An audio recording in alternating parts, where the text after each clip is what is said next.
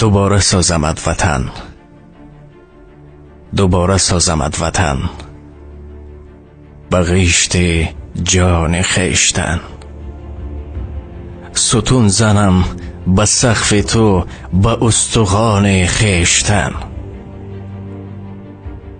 ستیل آب و گل مرا برای ساختار تو، دو پنجه خون دل مرا برای رنگ و برای تو.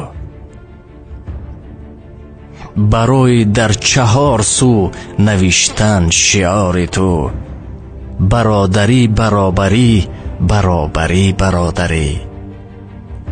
اگر چو شیشه چشم من بکار می رود بمان، بکار می رود اگر سرم چو سنگ ساختمان، بمان بمان بمان. دوباره سازمت وطن، بغیشت جان خیشتن. ستون زنم به سقف تو، به استخوان خیشتن. سلام مخلصان عزیز و ارجمند. برنامه نوبتی است. خواستم در اطراف وطن دوستی که این یک موضوع روز است صحبت کنیم. امروز صحبتمان از مثنوی معنوی. پس توجه. پادشاه شهباز شکاری داشت، یا خیلی میگیم قراغوشت. بسیار او را دوست می داشت و سخت عزیزش می داشت. برای این پرنده بهترین خوراک ها را می داد و شرایط خوبی را برایش مهیا کرده بود. روز این پرنده از قصر خارج شد، رفت به دروازه های دیگر.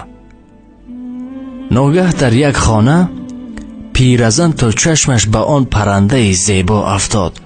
او را به دست آورده پایهای پرنده را بست. سپس پرها و ناخنهای او را کوتاه کرد و مقدار خاک نزد او گذاشت. قصه از مثنوی معنوی است. پایکش بست و پرش کوتاه کرد، ناخنش ببرید و قوتش کاه کرد. گفت نااهلان نکردندت بساز، پر فزود از حد و ناخن شد دراز. پیرزن از روی محبت و مهربانی بال و پر پرنده را کوتاه کرد. بله، دوستی نادان همیشه حسارت و زیان را در پی دارد. مهر جاهل را چنین دان ای رفیق، کج رود جاهل همیشه در طریق. شخ در جستجوی شهباز خود بود. این طرف میکافت و این طرف میکافت. ناگه به شاه خبر رساندند که او در خانه پیرزن است. شاه وقت خانه پیرزن آمد و پرنده خود را در آن احوال دید، به حال او که در میان دود و خاک با پرها و ناخنهای بریده زار زار گریست. دید ناگه باز را در دود و گرد، شه برو بگریست، زار و نوحه کرد. گفت هرچند این جزای کار توست، که نباشی در وفای ما درست. چون کنی از خلد در دوزخ قرار، غافل از لا یستی اصحاب نار. این سزای آن که از شاه کبیر، خیره بگریزد به خوان گنده پیر. بله، سزای آن کسی که از کنار پادشاه آگاه از همه چیز بگریزد و احمقانه به خانه پیرزن رفت و پناه برد، جز این نیست. پرنده از کار کرده خود پشیمان بود و پرهایش را به دست شاه می مالید و با زبانی بی زبانی می گفت ای شاهی بزرگ، من خطا کردم، از گناهم درگذر. باز گفت ای شه پشیمان می شوم، توبه کردم نو مسلمان می شوم. آن که تو مستش کنی و شعرگیر، گرزی مستی کش رود عذرش پذیر. گرچه ناخن رفت و چون باشی مرا، برکنم من پرچم خورشید را. ورچه پرم رفت چون بین وازیم، چرخ بازی گم کند در بازیم. از گریه و ناله لطف و رحمت شاه به جوش آمد و او را بخشید، به منزلگاه اولینش باز برد.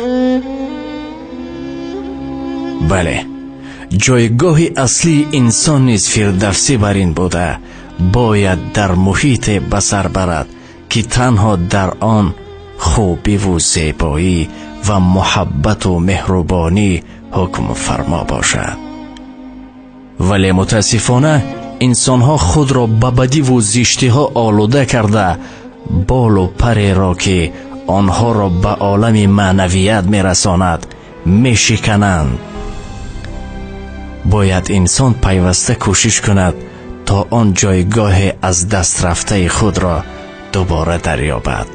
همچنین احوال آن کسانی که محیط آرام و آسوده وطن محبوبمان را ناشکری کرده به بیگانگان پناه میبرند، مثل شهباز حکایت ما میشوند که به دست جاهلان و ناکسان میافتند و سرنوشت خود را تباه میسازند.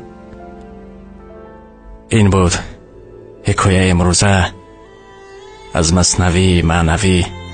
چون میگفت نقطه بس است اگر شعور است، ورنه چو چراغ پیش کور است. اگر انسان بفهمد بر او نقطه بس است، و انسان نمیخواهد بفهمد نزد انسان نابینا هزار یک شمع و چراغ و سوید مانیم نمیبیند، بیهوده است. میگفت از خاکستر ما آماده کردیم، یعنی از خاکستر ما وطن بنیاد کردیم، چه دشواری ها را پس سر نکردیم. بیشتر جوان ها نمیدانند، اما پرسید از بابایان و پدران و مادران. چه روزها را یاد دارم که خرد بودم من هم، اما بگفتن حتی همون جواری رو پاره کرده آرد کرده مردم چند خدر. یک جنگ شدیدی بود بین برادر به برادر بود، اما در مدت کوتاه ما آنقدر پیش رفتیم که این رو من از روی تعریف نمیگویم. من ازبکستان کار کردم، قرقیزستان کار کردم، هر سرحدهای همسایه که کار کردم، راستی به مانند تاجیکستان اینقدر زیبا ندیدم. حقیقت کجا میکاوید؟ حقیقت اینجاست، میتوانید خود ببینید.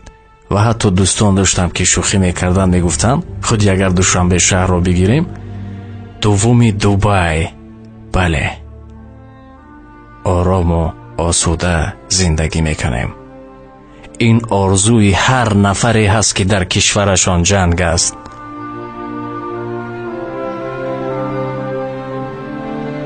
همه تیری که اندر تیردان دارید به قلب من بیندازید، به جان من فرو ریزید. همین یک قلب من آماجگاه تیرتان باشد، ولیکن جان مردم در امان باشد. لایق بزرگوار می گفت اگر یک من بمیرم هیچ باکی نیست، فردا مادری تاجیک هزاران لایقتر از من بیارد. بسا مشفیق، بس عاشق، بس صادقتر از من بیارد باز. خود را احتیاط کنید. موضوعهای روز دویم دوست می داشتم که در اطرافش صحبت کنم. این خودکشی بود که بسیار از بیعقلی و دیگر خودکشی میکردن. یک موضوع روز است، آماده داریم که یک موضوع آماده کنیم تا یک نقطه هم باشد بر نفر کمک باشد. طلاق، جدا شوی عائله ها چند قدر است و درباره وطن دوستی، محل گرایی. ما هر کس خدمت خود را میکند، کوچک هم باشد، و ما هم در نوبت خود یک نقطه هم باشد بر جامعه میخواهیم کمک رسانیم.